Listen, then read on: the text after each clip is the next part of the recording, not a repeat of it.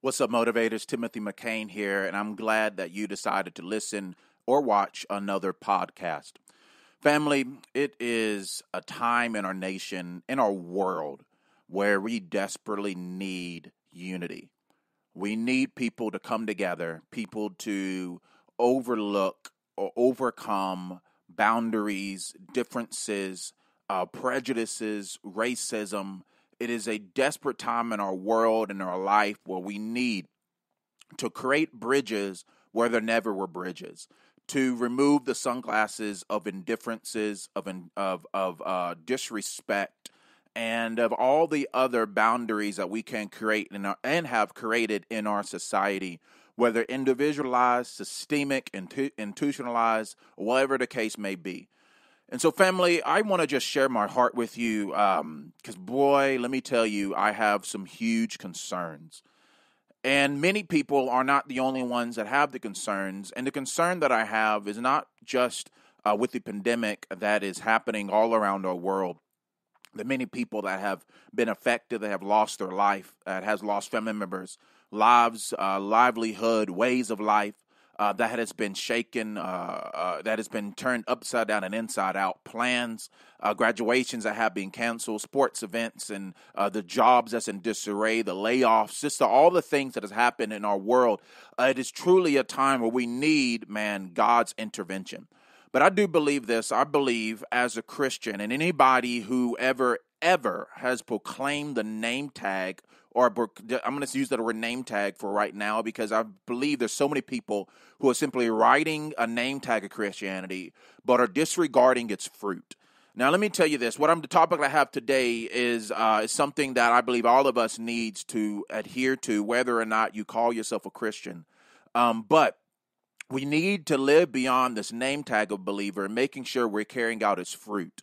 And it's dangerous. It's dangerous if we believe that Christianity alone is just what we say, or even the topics that we are passionate about. Family must be a way of life. One of the most destructive people, or a destructive person rather, in the body of Christ, an example of a Christian, is someone who talks about who Christ is, but don't have any Christ-like fruit. We need to make sure as Christians that we are living a life where we are not just celebrating theories, or not just fighting for the quote unquote big things, but the Bible says that let your light so shine among men that may see your good deeds and glorify our Father in heaven. Our deeds matters. What we say matters. How we live matters. Now, I don't want to be someone who I'm pointing fingers, or I'm becoming a bounty hunter, or I'm thinking I'm judge, jury, and executioner of someone's life. But I do believe as Christians, there is a responsibility that we have. So all that to say is that we need to make sure that we are fighting for the world, that we are fighting for people, that we're remembering indifferences, that we are having and standing up for issues that God cares about. And so, he cares about the big issues and the small issues. He cares about it all. And I believe firmly in the Father's heart is social issues and prejudice and racism and even the words and the labels we can place on people. I believe it has the Father's heart, and it should have our heart. If you read the book of James, it talks about what true religion is. It talks about taking care of the orphan and taking care of the widow, things of that nature. And so I'm a black man. I'm married to a Mexican woman. My son is mixed, and I wanted him to grow up in a world where he's not tolerated but celebrated. And many people can say, well, there's no lynching anymore. There's no slavery anymore. But even though there may not be that celebrated from a global level, it doesn't mean these things are not existing. And so in the same way where we are passionate standing up for sex slavery and seeing people and the people delivered from that, and rightly so, I believe we should also passionately be standing up for the indifferences, the injustices all around the world. And so I'm just passionate. And before any of this has ever really kicked off, or before this phrase has ever been adopted or used from a high governmental level, I've shared a video about my concerns, begging people to make sure that they are not throwing in an entire people group with this disease, or this virus called the coronavirus. However, there has been mention in words by officials, government officials, even our president, and many people have adopted this phrase calling it the Chinese virus. This is super important that we do not adopt this phrase. And I'm trying to get this out because my battery is blinking on my camera. That we do not adopt the Chinese virus in a way of life because number one is causation versus correlation. It's making a bunch of assumptions. And secondly, you are connecting and attaching an entire people group who have nothing to do with the disease, shifting the screen image of or the perspective of people all around the nation for a people group had nothing to do with it.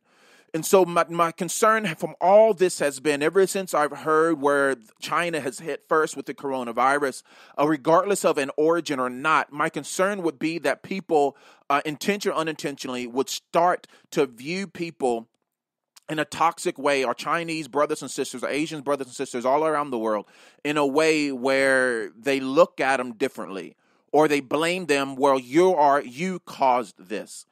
And this is important because I remember I'm only 33 years old, and I remember hearing about many people who are walking through the AIDS epidemic. But I remember hearing so many stories and having so many conversations where many people back in the day, there was people who blamed black people and Africans for the AIDS epidemic because they were saying that the reason why there's AIDS was because black people had sex with monkeys. And so the degrading of black people all around the community that was connected to this disease called AIDS, that people saw them and blamed us. So this reason why this is here is because they're saying it's your fault. Right. And so there's so many things all around the world that be connected, that people have connected prejudice and racism, a people group and a culture to a disease and degrading entire people group. And so now even walking the world today in our society today, there's Asian people and community have nothing to do with what is happening there, where there's people now saying, hey, well, it's your fault. You see this differently in the times when after the tragedy in the 9/11, the terrorist attacks, where there's our Islamic brothers and sisters and our Arabic brothers and sisters all around the world who had nothing to do with this radical terrorism, was bullied, they were violently treated, they were disenfranchised based upon how they looked, not how they thought. And so, family, this is important because that we do not adopt this. And again, I got to hurry up before the battery dies. That we do not adopt this thinking, this way of life. It is wrong. It is toxic. And I believe, family, it is dangerous. That we are weaponizing prejudice, racism, indifferences, and injustice all over again to a body of people who didn't ask anything to do with it. Remember, there's people out in China, they're suffering from this thing as well. And again, we still did not know the origin. We don't know how it was happened, and we don't even know the cause of it, whether it was intentional, unintentional, whatever the case may be. Again, like I said, there's the way smallpox and measles that killed so many Northern Americans. People aren't going around calling smallpox the white disease. You know what I'm saying? And looking at white people calling them that. The colonization is your fault, and then the camera just died. So if you're watching this today, the video still today. Listen, the video just died. Actually, I'm gonna be a little hood. Sorry for those who are watching this podcast, but I'm gonna go ahead and now shift to a different video. And so those who are watching this on Facebook, social media, whatever, this is gonna shift. Anyway, so it's gonna be a little hood. Anyways, going back to what I'm saying. So we don't go around, even to this day and time, calling people colonizers. You know what I mean? We don't go around this different day and time, going by all different diseases or wherever the plague started happening from, whatever the origin that of diseases, calling people these things, associating entire people group to the mistakes or to the intentions, unintentional, accidental, whatever the case may be, to people who have been affected by these things. Again, I just think it's dumb. I think it's dangerous. I think it's toxic. I think it pulls people apart instead of pulling them together. I think it's another way to be distracted instead of coming alongside to the need at hand. And so I just want to challenge people to think for themselves. Don't adopt the Chinese virus rhetoric. Understand it is the coronavirus or whatever medical or professional term it may be. But please, I beg you, do not connect an entire people group to this thing. I saw some social media, some posts, people like, oh, I don't see the big idea, whatever the case may be. People already making being judge, jury, and executioner for the origin of these things. People have never stepped foot in a scientific office, never done any research for themselves. But because someone said it, now have adopted. Again, family, it's us. Prejudice and racism is all about changing the screen image of people. If we will view them as less than, we'll treat them as less than, we'll talk to them as less than. This happened through all around the world. If you can remove or the label, the worth, the value of people group, then you can treat them like animals and feel good about yourself. And family, this breeds injustice. This breeds, family, toxic behavior that needs to be challenged, that you need to make sure you are not adopting or addressing. I believe that intentionally, this is already different, it was an accident, but to adopt it, to create the rhetoric, to create the conversation, to highlight it, to intentionally desire, even though you may know better, to intentionally do this, family, either ask yourself if this really Christ-like. We got to stop weaponizing Christ to highlight our own agendas. We need to really start asking ourselves, what would Jesus do?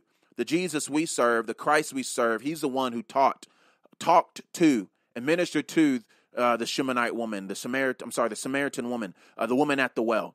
Jesus gives the example of crossing over cultural boundaries to be that good Samaritan, to show what a true neighbor should be. So, family, don't get this twisted. This is not a political conversation. I know some of you're already moving in your seat and getting frustrated through this conversation because you think I'm talking about politics. No, this is not talking about politics. This is humanity. This is family. This is Christianity 101. I firmly believe this. This is the gospel. We need to make sure that we are not treating people any differently than we should treat ourselves. This is dangerous, and we need to make sure that we do it. And so, for the individual, like, oh man, well, what do you mean? I just can't speak the truth. I can't call it like it is. But like I said, if you really want that rhetoric, if you really want that conversation, and based upon your own cultural, ethnical background, think about all the ways people should talk to you in that regard. Again, like I said, really think about that. And you're like, well, I had nothing to do with think about it. I've many of my white brothers and sisters. I have best friends who are white. But listen, and you don't want to be bound and hold accountable and talked to by the mistakes of the slave drivers and before. Again, my ancestors from Africa, from Nigeria, was on a slave ship and got docked in South Carolina where they worked the fields. You know what I'm saying? And so, but I don't look at any them and say, hey, you know what I mean? I don't call you slave drivers or former slave drivers.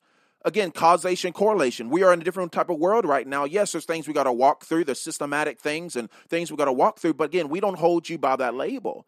But my concern is, as this world begins to continue to move forward from this disease, I keep saying disease, this virus, the coronavirus, is that people were reading the history books and we will have our sons and daughters through all this stuff looking at the Asian population in a negative light, who have nothing to do with it, blaming them and judging them by the circumstances, right? And so I just think it is dangerous. I think it's inhumane. I think it's ridiculous.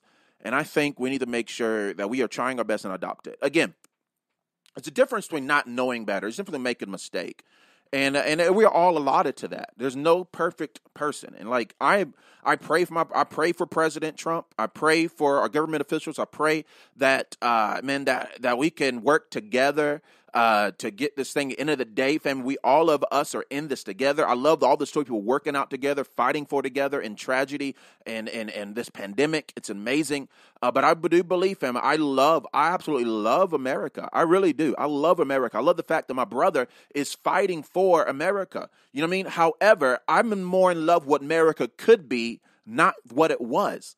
Right. And so I'm in love with the thought and the notion of how cultures and ethnics can come alongside together and we can give attention to the injustices that's been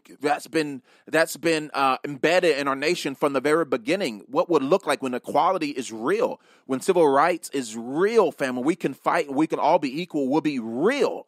You know what I'm saying? I'm in love with what America could be. But if we adopt terms and rhetoric like the Chinese virus and all these other things, we connect the pandemic to an entire people group, then we are walking on thin ice and it's dangerous. So, and again, I know this conversation won't make me famous. I get that. I understand. I've lost so many friends through standing on my truth. It's ridiculous. But I'm willing to lose more. But I hope I gain some as well.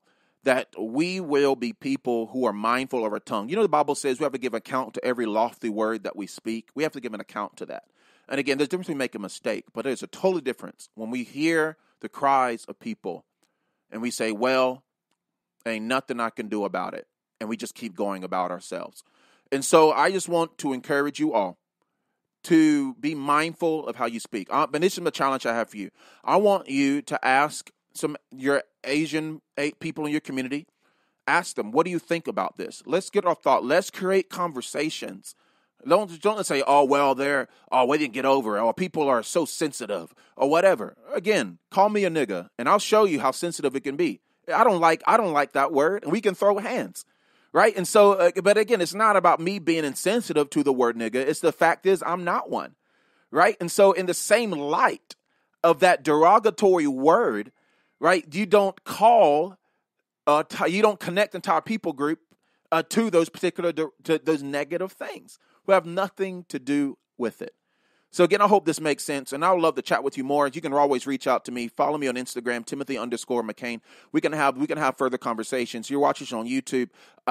If you're watching this on YouTube or listening to this on YouTube, I would love to continue the conversation with you there as well. If I can't get this video all worked out right because the camera died, I'll just put the audio there through Spreaker and Spreaker or whatever it's called, and we can discuss in that point as well. So family, this is super important. It's not called the Chinese virus. It is the coronavirus. And we can fight it together. So I encourage you, do what you need to do. Listen to the government officials, practice social distancing, wash your hands, do everything we need to do. But let's do this together, and so we can look past this. We're not crawling around at people with pitchforks and torches to say, who can I blame, who can I attack, who can I fight?